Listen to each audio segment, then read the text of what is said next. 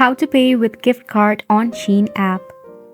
Welcome to the channel and let's start with the easy tutorial. First and foremost, you have to go ahead and open up your Shein account. Make sure that it is up to date.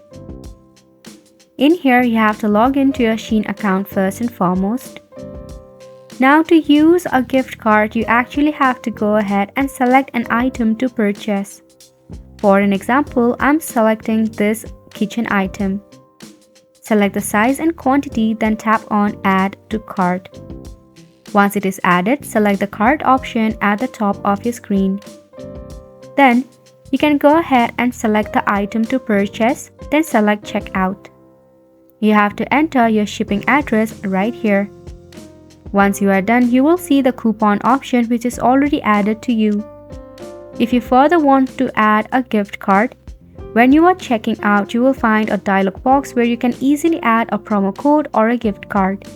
Just go ahead and enter the gift card number which is at the back of your gift card and make sure you enter it correctly. Then once you do this, all you have to do is pay for your purchase and you will see some of the discount in your grand total. And that's a wrap for this video as well. Thank you so much for tuning in.